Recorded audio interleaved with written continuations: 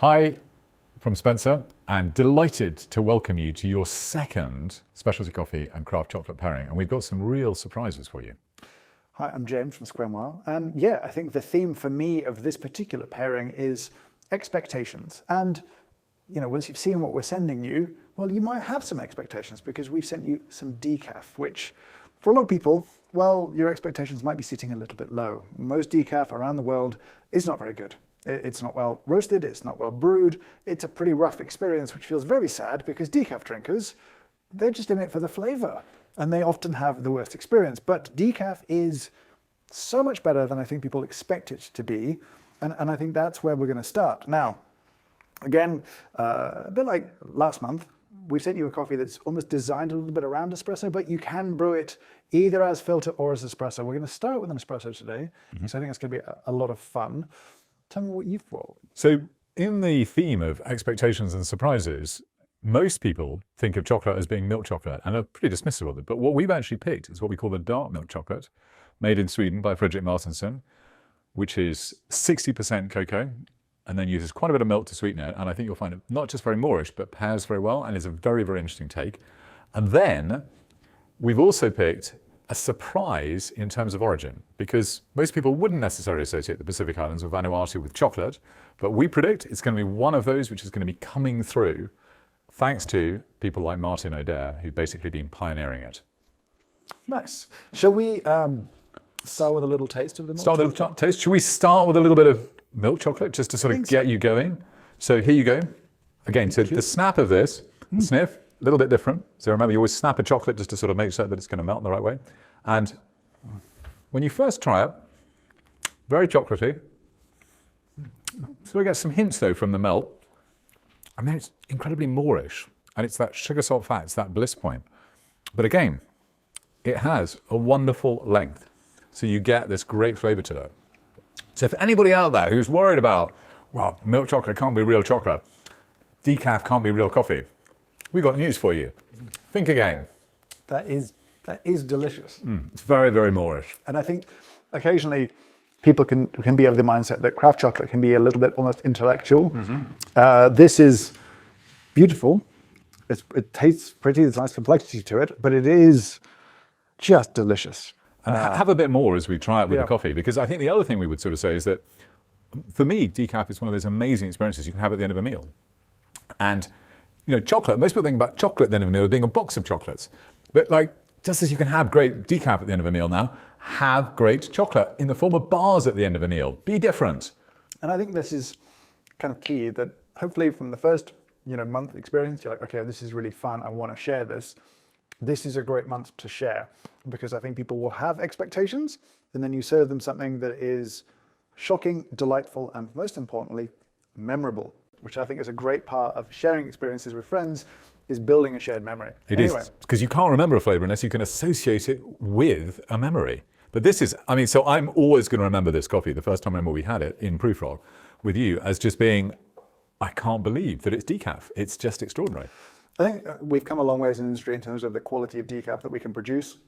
You know, decaffeinators are getting better at their job, roasters understand the product more, and you end up with something that is complex and sweet with a little acidity to it to kind of keep it alive, but it's just very drinkable. And that's great news, because there's no downside. Yeah, there's no bitterness, there's no astringency. It doesn't have any sort of clanginess. And with the chocolate, you get this lovely mouthfeel too.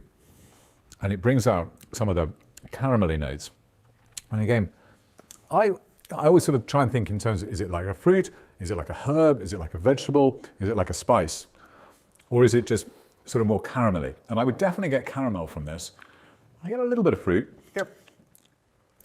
But for me, it's the finish of the coffee brings out the finish of that dark milk, where it is just this glorious, buttery, sweet caramel at the end. Yeah. That is delightful. I really, really like that. So should we move, going to Vanuatu, Maluku Islands. Thank you, Martin O'Dare, for this amazing chocolate. We deliberately have picked chocolate here from Firetree, which has got a little bit of texture to it too. But people, obviously think of Africa, Côte d'Ivoire, Ghana, which is where 60-70% of all the world's cocoa is now grown. We obviously know that it comes from South America, but surprise your guests by talking to them about places like Papua New Guinea, Vanuatu, which are emerging as powerhouses now in the craft chocolate world. And it's a fantastic export crop and opportunity for them. That's a really interesting sort of flavor wave experience where it's almost a little quiet at the start and then it builds. Yeah. And then as the melt kind of kicks in, it gets a lot more interesting and enjoyable and some nice fruit, a little bit of floral for me, just a little bit of something in there. Again, your mileage may vary. It's reminding me of something that I may have experienced in the past. You may not have had that experience. So we may have different tasting notes and kind of that's why. Yeah, and it's also expectation. So for me, I get some smokiness out of it, and I'd be intrigued to know if you do, but I may be getting some smokiness out of it because often in places like Indonesia or Papua New Guinea or Fiji, when you get cocoa beans from there, because they've been dried with fires nearby rather than sun-dried, you sometimes get some smoke permeating, and the terroir gives it a slightly more smoky flavor. But Martin does not fire dry these beans, and so they shouldn't have that. So it may just be some sort of associative sense that I'm getting from it. Yeah, for me, it's not the sort of thing that my mind clings onto or grabs onto. Interesting to pair this with the coffee to see what changes. And interesting, surprisingly, maybe, I feel like that's almost a texture enhancer for the coffee. Do you know what I mean? Like this has a lovely melt to it, has really nice texture. It brings out the brightness in the coffee. And it brings out, there is some textural aspects which sort of work really, really well with that. And it gives it even more length. So then, is there nibs in here? They're very, very gently put on the top, just to sort of get you thinking about texture. Because, when you think about chocolate, you should sort of start by thinking about the taste and the texture, and then move on to thinking about the flavor. Because taste and texture you detect immediately. Taste, sweetness, sourness, saltiness, bitterness, you get in literally, a fifth of a second or less. Whereas flavor will take at least 5 seconds to develop. So you shouldn't gobble your chocolate any more than you should knock back your espressos in certain people's books. I think the other thing is, historically, espresso was something drunk quickly because you would drink it hot to, in many ways, suppress how it actually tasted. And one of the sort of big changes with specialty coffee is the idea that actually it can cool down a little bit. You know what I mean? It's still going to taste good. You're not using temperature to kind of mask negative flavors, which is how it's been done for generations almost. Now letting it cool opens it up, makes it easier to taste. And easier to pair. And it gives you different flavor notes too. I mean, that's the great thing, because different volatiles are released at different temperatures, which is one of the great advantages in a strange way that you have in coffee, because you can sort of let it cool down a bit. Whereas in chocolate, we've got to let it warm up in your mouth so that it releases those volatiles so that you get the flavors. Now, I've got an early question for you. In coffee, we associate altitude to acidity, because at higher altitudes, coffee has a bigger swing in temperatures between daytime and nighttime. It's got tons of sunlight, but that slows development down. You get a denser seed and you get more acidity. And so generally speaking, island coffees, think about Hawaii is a good example, or Cuba, or pick your Jamaica. You tend to find these much lower acidity and ultimately lower complexity coffees. Now, I'd imagine there's not a ton of altitude on these islands, and yet that's a complex thing. And so is altitude the same kind of thing in chocolate? So I think altitude is traditionally not thought of in the same way in chocolate, partly because you need rainforests, and rainforests can be mountainous, but they are less mountainous. I think what really drives acidity in chocolate is partly a question of the beans. A lot of it is down to the fermentation, how long you ferment for in particular, and then how many times you turn it for and the temperature you get. And then at the other end of the spectrum, what we call the grinding and the conching, so that grinding of the chocolate down to get this wonderful smooth texture, that also can reduce some of the sort of sourness that you will get in it. But as far as I'm aware, it's not really a question of different altitudes. It's much more a question of actually the bean type, the fermentation type, and then the grind and the conch type that you put to it. It's fascinating. Thank you. Will we see more from Vanuatu in the future? That's what we're hoping. In fact, there is at the moment a great tendency here, and I suspect that we will be seeing more and more craft chocolate makers visiting and coming back with great new ideas and great new interpretations. So I think look out for more bars coming from the Pacific Islands, and we really welcome them. We've even got a couple of makers now actually from the Pacific Islands. So it's always been Australia and New Zealand have often sourced from there. Martin is now doing it in Europe, and we know of a bunch of other makers who are very excited to have beans from. So we should be looking forward to some more opportunities from here. Before we wrap up, I just want to go back to the dark milk. But to do that, I think we should get a little bit of filter coffee. I think so just too. For a different tasting experience. Absolutely, I think we should definitely do that. So we've got some filter coffee now. And actually, on the subject of milk, I do want to raise this because in coffee, I think people know now that with specialty coffee, adding milk is a little bit still kind of frowned upon. Now, I think that's wrong to frown upon it. I think if you enjoy coffee and milk together, you should enjoy coffee and milk together. But specialty coffee for a long time was anti-milk. We felt like it suppressed some complexity, but we sort of lacked a bit of empathy in the fact that a lot of coffee served around the world really kind of needs a little bit of milk or cream or sugar or something to kind of buffer the sort of harshness or the bitterness. And specialty felt like, well, we don't need that because we don't have those negative tastes. And so, it's kind of looked down on in a funny sort of way. I'm curious, in craft chocolate, is there negativity towards milk because it does soften the complexity? Does it, you know what I mean?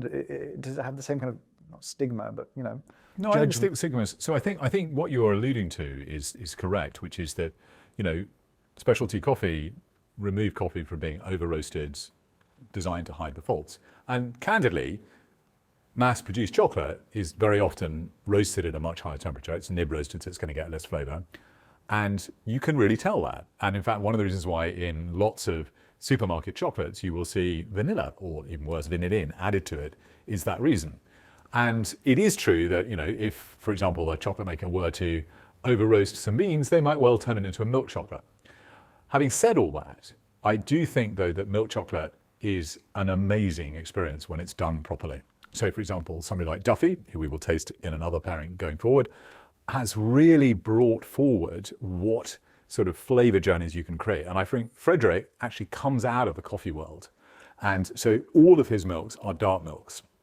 So he's using the milk to sort of make, like our pairings, 1 and 1 equal 3. And I think if we try it now with the coffee, what we will basically sort of discover is that it doesn't sort of hide anything. It actually sort of brings out some more notes. So I think that, some milk chocolates where the primary ingredient is sugar, in fact, some dark chocolates where the primary ingredient is sugar, you probably do want to think again. But basically, if you see a good craft chocolate with milk in it, I think you will be in for a delightful treat. I have to say, as a filter, I would never guess that this is a decaf. I think it's just amazing. Nothing's missing, No. which I think is kind of key. It has balance, has length, it has complexity, has sweetness to it, which is important too. But I would say, if you are sharing this, and I do hope you will share this, this is, if you've got some people new to specialty coffee, if they really want a little milk in their coffee, this actually would work very well. And you'd have a similar sort of experience where you'd push out a little bit more of the caramel notes and a little bit more of those softer kind of Maillardy browning flavors. You'll sweeten it up a little bit, but it can certainly withstand that. And I don't think you'd squash the complexity or the kind of pleasure of a coffee like this. But obviously, if you want maximum access to flavor, drinking it as black coffee is a great way to do that. It is, and I think also you can get used to astringency. I think the reason why milk is added to both chocolate and coffee is in part because if you over roast, you get bitterness in both, and bitterness is not very pleasant. The other angle to it, though, is that they're both naturally full of tannins, and our reaction to tannins as human beings is generally to go, wow, that's quite astringent. And milk, as you said, is a very, very good way of dealing with astringency. However, as we all know, human beings can get used to astringency. And so, actually just bear with it a little bit. Think about the first time you had, a glass of powerful Italian red wine, and you may well have thought, wow, what is this? And then you learn to love it because you can switch off your sense of astringency. And so definitely add some milk to your coffee, definitely have some dark milk chocolate, but also appreciate that it's there to enhance, it's not there to hide. I will say the funny thing about pairing the dark milk and the coffee is that it's kind of made both moreish to me. I kind of want to keep bouncing backwards and forwards and backwards and forwards. And that's really interesting. I'm curious now to switch back to the dark, Firetree. Yeah, to the Firetree, which has got the nibs, and so it's going to have a bit more texture. Lovely and caramel to start with. But then a little bit longer to melt because it doesn't have the addition of the milk fat, sort of get it going in. I'm actually in contrast. Those florals coming back to me a little bit more now. Bit of lavender, bit of peach almost. I do think whenever you're thinking about flavor, by the way, having a schema, so sort of saying, as James was sort of doing, is it floral? Is it fruit-like? Is it herb-like? Is it spice-like? Is it milk caramel-like? and then just trying to run through and identify and do it with your friends as well over dinner. I'm definitely getting the caramel notes that you were talking about earlier with it. I think they work really well. It's interesting. It almost sort of adds a little complexity to the coffee further. It kind of brings out a little bit more of those frankly hard to identify flavors that sort of live between the kind of caramels and the fruits. There's a kind of gap in the middle. It's hard to sort of describe, and I think it's fair enough, but that's sort of what like comes a ripe through. fruit almost. It's when a fruit sort of gets that, you know that it's à point. It's sort of like, it's like a fig is sort of that delicious, you're just getting it so that it's going. And I mean, it really does bring out a lot of the notes that I was hoping I'd get from the Firetree in even more abundance. You're right, those floral, those fruity notes. And the coffee is absolutely spectacular. It's a good time. Thank you, James, for a brilliant pairing.